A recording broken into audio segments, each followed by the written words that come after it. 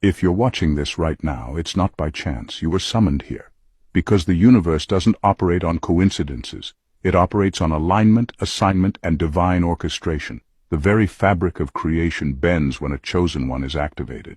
And right now, that's exactly what's happening. You're not just waking up to a message, you're waking up to memory. Something ancient in your spirit already knows. You were sealed before you were sent.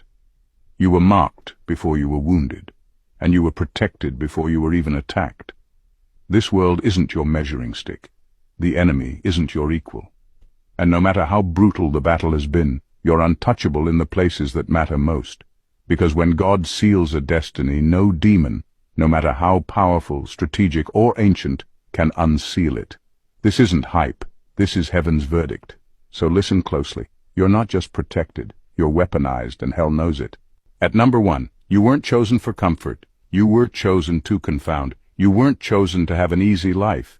You were chosen to disrupt darkness. That's the real reason your life's been anything but ordinary. You've walked through things most people wouldn't survive. Not because you're cursed, but because you're called. Your calling isn't about stages, microphones, or popularity. It's about resistance. The spiritual kind. The kind that shakes foundations in silence. The moment you were marked by God, the war started. And not just any war, a strategic, calculated, relentless resistance to you. Not just to who you are, but to who you were always meant to become. You were chosen to carry something that exposes the enemy's agenda. And that's why your presence alone makes certain people uncomfortable. That's why life never let you blend in. Because you weren't born to conform. You were built to confront. You're not the type to just let things be. You question, you challenge, you sense what others ignore. That's not rebellion, that's discernment. And the enemy knows that a person who sees clearly is a threat. So what does he do? He attacks your clarity. He sends confusion, distractions, delays, hoping you'll question your worth and walk away from your assignment. But here's the truth. Your struggle is proof. If you weren't dangerous, you wouldn't be under pressure. The resistance confirms your identity more than applause ever could. You weren't chosen to sit in safety.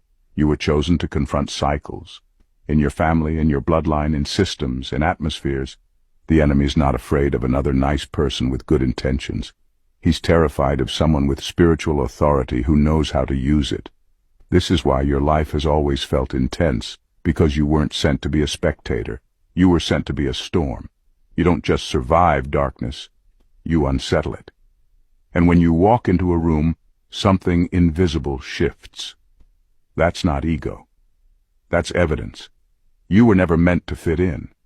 You were meant to break through. Number 2, hell knew who you were before you did. Hell knew who you were before you did. That's why the attack started early. Before you had language for your purpose, before you even had the confidence to dream, there was already a target on your back. The enemy saw the blueprint of your destiny while you were still trying to find your place in the world. That's why the warfare has always felt personal. Because it is. You've probably asked yourself, why did I go through so much when I was just a kid? Why did life hit me so hard so young? The answer is simple. Your potential scared the kingdom of darkness. The enemy doesn't waste his energy on someone who poses no threat. You were marked as dangerous while you were still in diapers. That's why the enemy tried to break you before you ever knew you had power. It wasn't about what you had done, it was about what you were destined to do. The enemy tried to distort your identity before you discovered it. He tried to bury your voice before you ever used it. Because he knew that once you woke up, once you truly knew who you were, his grip would be broken for good. He knew you'd be the one to break generational cycles, the one to speak truth without apology, the one to lead, heal, and free others by just being who God created you to be. That kind of person is dangerous. So no, the things you went through weren't just bad luck. They were calculated assaults, emotional warfare, identity theft in spiritual form. But the fact that you're still here, still standing, still fighting, means one thing. It didn't work. He tried to take you out before the truth could take root. But it's too late now.